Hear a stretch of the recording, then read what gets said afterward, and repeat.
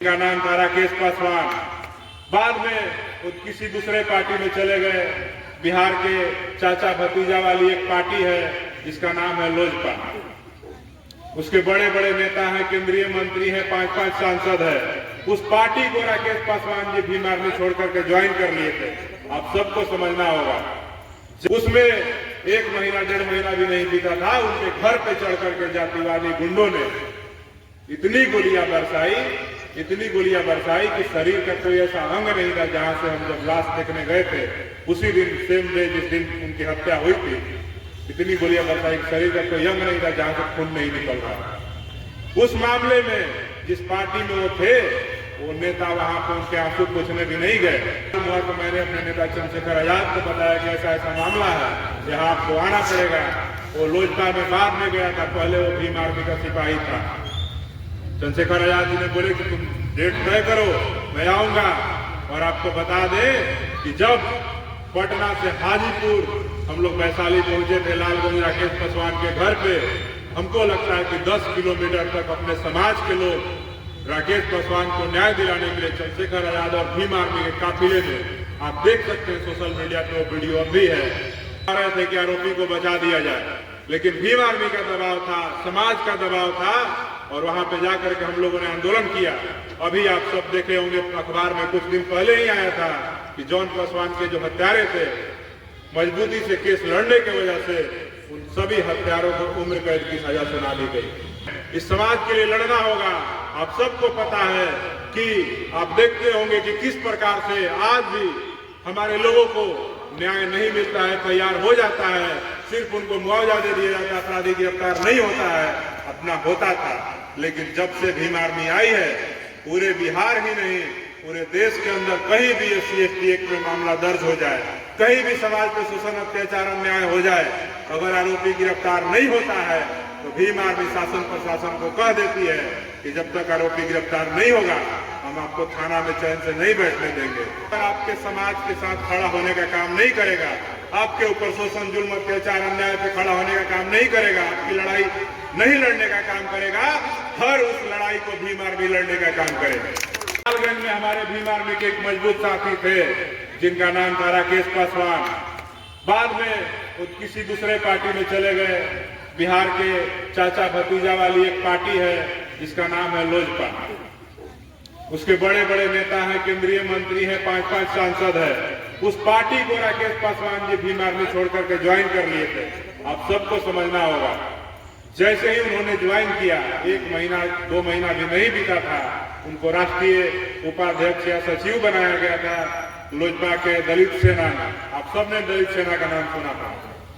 उसमें 1 महीना 1.5 महीना भी नहीं बीता था, उनके घर पे चढ़ करके जातिवादी गुंडों ने इतनी गोलियां बरसाई कि शरीर का कोई ऐसा अंग नहीं था। जहां से हम जब लाश देखने गए थे उसी दिन, सेम डे जिस दिन उनकी हत्या हुई थी, इतनी गोलियां बरसाई कि शरीर का कोई अंग नहीं था जहां से खून नहीं निकल रहा। उस मामले में जिस पार्टी में वो थे, वो नेता वहां पर उनके आंसू पूछने भी नहीं गए। उनको न्याय दिलाने की तो दूर की बात है। वहां पे जब हमें मालूम हुआ तो मैंने अपने नेता चंद्रशेखर आजाद को बताया कि ऐसा ऐसा मामला है, यहाँ आपको आना पड़ेगा। वो लोजपा में बाद में गया था, पहले वो भीम आर्मी का सिपाही था। चंद्रशेखर आजाद जी ने बोले कि तुम डेट तय करो, मैं आऊंगा। और आपको बता दें कि जब पटना से हाजीपुर हम लोग वैशाली पहुंचे थे, लालगंज राकेश पासवान के घर पे, हमको लगता है कि 10 किलोमीटर तक अपने समाज के लोग राकेश पासवान को न्याय दिलाने के लिए चंद्रशेखर आजाद और भीम आर्मी के काफिले में, आप देख सकते हैं सोशल मीडिया पे वो वीडियो अब भी है कि उस आंदोलन में जब चंद्रशेखर आजाद उनके घर पे पहुंचे और उस परिवार को आश्वासन देकर के बोले कि यहाँ के SP और DM जितने भी उस घटना में संलिप्त अपराधी है उसको 10 दिन के अंदर गिरफ्तार नहीं करते हैं तो यहाँ पे जिला में वो कोहराम मचाया जाएगा कि यहाँ के DM और SP साहब सोच भी नहीं सकते हैं। सबसे पहले वहां के चंद्रशेखर आजाद के पहुंचने से पहले वहां के DM और SP डर से जिला छोड़ करके भाग गए। और मैं आपको बता देता हूं कि भीम आर्मी का दबाव ही था कि राकेश पासवान के हत्या मामले में वहां पे अभी तक उस हत्या के घटना में 9 आरोपी, जो लोग साजिश किए थे, जो लोग हथियार दिए थे, जो लोग गोली चलाए थे, वो सब अभी सलाखों के पीछे हैं। मुजफ्फरपुर में हमारे भीम आर्मी के एक जिला अध्यक्ष थे रोनोजीत जॉन पासवान, उनका 2021 में हत्या कर दिया गया। उस मामले में कोई नेता, वहां का लोकल विधायक, तमाम लोग चाह रहे थे कि आरोपी को बचा दिया जाए, लेकिन भीम आर्मी का दबाव था, समाज का दबाव था और वहां पे जाकर के हम लोगों ने आंदोलन किया। अभी आप सब देखे होंगे अखबार में कुछ दिन पहले ही आया था कि जॉन पासवान के जो हत्यारे थे, मजबूती से केस लड़ने की वजह से उन सभी हत्यारों को उम्र कैद की सजा सुना दी गई। ये है भीम आर्मी। जो भीम आर्मी शुरू हुई थी अपने समाज के बच्चों को शिक्षा दीक्षा देने के लिए, वो भीम आर्मी अब समाज को, उनको ऊपर हो रहे शोषण पे, जुल्म पे, अत्याचार पे, अन्याय पे, हत्या पे, बलात्कार पे आज न्याय दिलाने का काम कर रही है। और इसी मजबूती के साथ चंद्रशेखर आजाद जी ने, मुझे याद है कि 2018 में जब वो जेल से निकले थे तो उन्होंने प्रण लिया था कि हम अपने समाज को मरते हुए नहीं छोड़ सकते हैं, इस समाज के लिए लड़ना होगा।